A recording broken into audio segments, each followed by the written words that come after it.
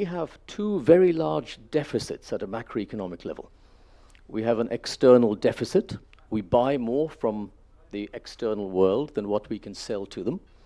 And we have an internal deficit, the fiscal deficit, which is large and wide and will get wider and will not be bridged in my lifetime.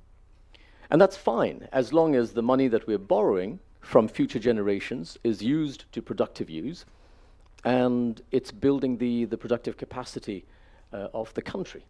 A country with huge potential, fundamentals, we talk about it, the demographic proxy of fundamentals, the average Bangladeshi being some 10 years younger than the average Singaporean, 12 years younger than the average Thai or the Chinese, 22 younger than the average Japanese or the German. The fundamentals are not investable and has not been for a while. And I used to come to the country and talk about some of these things until I stopped doing it, because I realized that it's not just ease of doing business in the traditional sense of the word, where we dump on government, and there's a lot of things that government needs to do way better than what they do right now.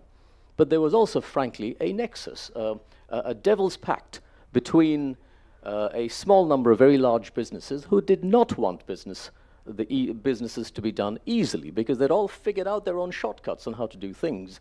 And so I think the motivation was probably not there, but it's pretty clear what it is that needs to be done.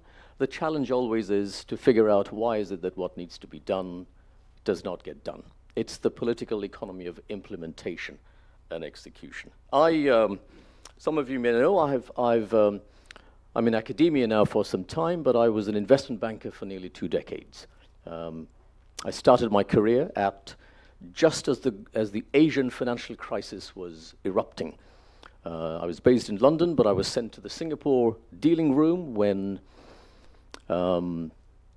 country by country, currency values were plummeting in Indonesia, in Thailand, in Korea, in Malaysia. Indonesia suffered a 50% reduction in the level of their GDP. No other country in modern times has had such a cardiac arrest in their economy as they did at the time. The response to that has been variable. Indonesia went for the IMF package. Malaysia decided, no, we'll have capital controls and we'll do things differently. Thailand had its own policy. Korea did things differently. Then you had the global financial crisis, the Lehman Brothers case. I had just become MD at Barclays at the time, and we were trying to buy Lehman Brothers that weekend, which we failed in the weekend, and we went and picked up parts of it from the bankruptcy courts the following week. And you've seen the response to that crisis, and particularly some countries, the United Arab Emirates, for example, the experience of Dubai through that crisis really galvanized them onto a completely different plane. The IMD competitiveness survey that I was looking at earlier this morning, it's really telling to see how some countries have done really well in recent years and some haven't. The UAE government has overhauled some 75% of all of its laws and regulations in just the last 2 years. And they have a program of continuous change. And they have a program of how to assess whether they remain relevant or not, and how can that be improved in very specific terms. Indonesia, they're 27 this year. They were 47 just 2 years ago. 2 years ago, I was invited to the G20 in Bali. Indonesia was the G20 president at the time. And I remember the ministerial panel. They had the health minister, the tourism minister, and the energy minister on stage to get things going. They had a coordinating minister to start with his opening remarks, who, by the way, was the rival of the president of Indonesia at the previous election. But the president decided, I need to bring my rival, and he should front this message to investors, because that's how you signal continuity through political cycles. I thought it was remarkably well done. And then you had the 3 ministers. And the way they set it up was a little competition between the 3. So the health minister said, you've got to come and invest in my sector. These are all the good things that you're doing. The tourism minister said, no, no, no, no, you've got to really look at ours. You're here in Bali, go outside, I'll take you to all the potential investment opportunities. And the energy minister said, if I switch off electricity, neither of you will have an industry, so please come to mine. And it was a wonderful way to set the tone, that they're open for business. So when I see a title like today's presentation, business competitiveness, business processes, it's about getting things done. It's about dynamism. It's about energy. There's a lot of sports analogy, competitiveness. Are we competitive? What does it take to be a good athlete? How can we as a country, be like maybe the women's football team that we have here, right? How do they do what they do? What is it that we can learn? Instead of a situation where we're playing football and the referees, halfway through, they pick up the ball and start running with it. Or they change the rules in the middle of the game, or the playing field gets tilted in all sorts of random ways, and there are potholes and other obstacles put into place. The goalpost goes wide and narrow, and that's it. You can't play sport when the rules are as random as that.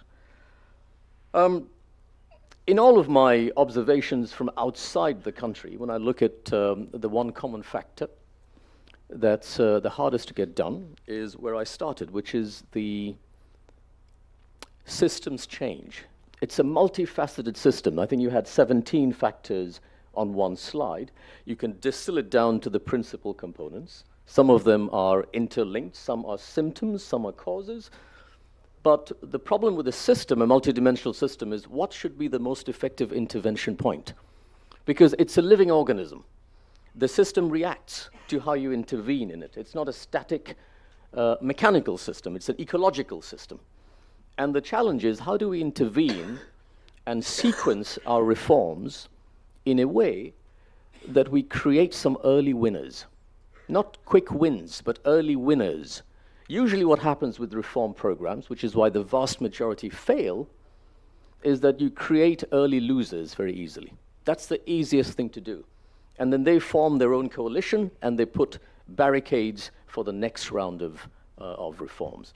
So the challenge for me in particular, and for a few others, is not so much what's the list of things that needs to be done, what's the right sequence, where can I get some allies, where can I build a coalition of that positive force that can give me the energy for the next round, and then we leave off for the political parties for the next round and the next round.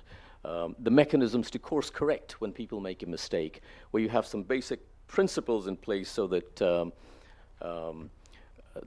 it's not about what decisions are taken, but how decisions are taken, so that if you take a wrong decision, you take another decision, which is to correct the previous one. At a very basic level, we basically have a spreadsheet. What needs to be done? By when can it be done? Who needs to do it? And then we just follow it. Every week, we call up. What have you done? Can we do this better? What is it that we have not done? And then we're trying to bring in some cultural changes within the government. Because what doesn't get spoken about, and I'd love to get some research help, analytical help from places like CPD on this, is the lack of ease of doing business within government. I can call meetings just like that, and you will be obliged to come to my meetings. I find it bizarre. Anything I say becomes an official notice, and it goes out. And recently I learned something called a demi-notice. That's still a notice, you're still obliged to come, but it says please at the end of it. All right? But for me to request you to come to have lunch with me, it's like a shock to the system. But the processes within government, some of them are there for good reasons, to prevent abuses, as with any bureaucracy in the world, but some of them are deliberately put in place to maximize rent-seeking behavior, all the way from the bottom to the top. The one advantage we have right now, and it's not necessarily the most powerful advantage, but the one advantage we have is you don't have that conflict of interest at the top of government. You can debate about our competency levels, you can debate whether we're in touch with people or not, as we get to hear a lot of the time. But the one thing that is unimpeachable is the honesty of intention and purpose with which every member of government has approached the role that they have found themselves in right now.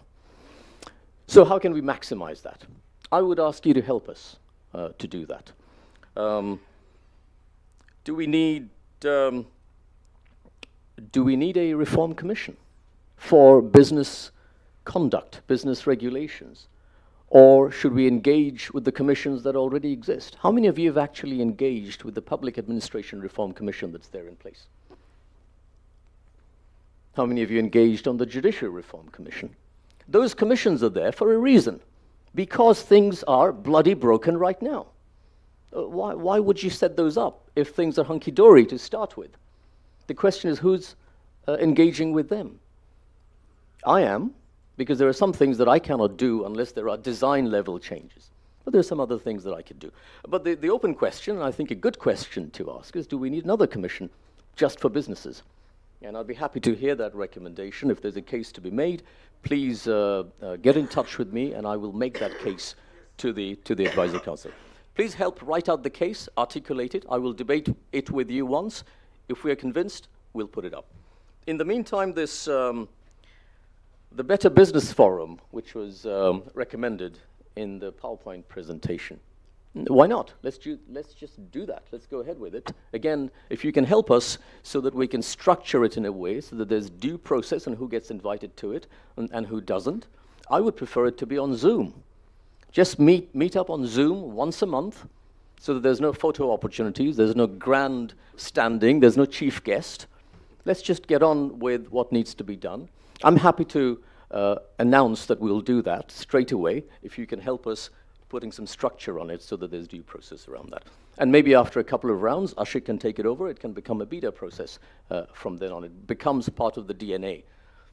The other thing, maybe the last point for me, is the multiple authorities. The gentleman from JICA pointed out, and Ashik made that point as well. You have BESA, BEPSA, PPA authority, ICT authorities, and then outside of that, the Chittagong Port Authority and so on. They all report into the head of government. We have found no evidence that there's ever been a formal meeting with the head of government in the past, or any evidence that any of the boards of those authorities have ever met, or that they've ever met together. So we wanted to change that, and we can do that structurally, or the political government can change that structurally, but we want to behave as though they are one authority, starting yesterday. So we have created a working group. We meet, we got together. The first one was chaired by the chief advisor, rolled up our sleeves. What are the issues? We have the NBR chair in the room, energy secretary, the shipping secretary in the room, and we'll now do this every month. The formal chair is the chief advisor. I'm the delegated authority, so I will chair it on his behalf, and we will make sure that we have specific cases that we're dealing with on and off.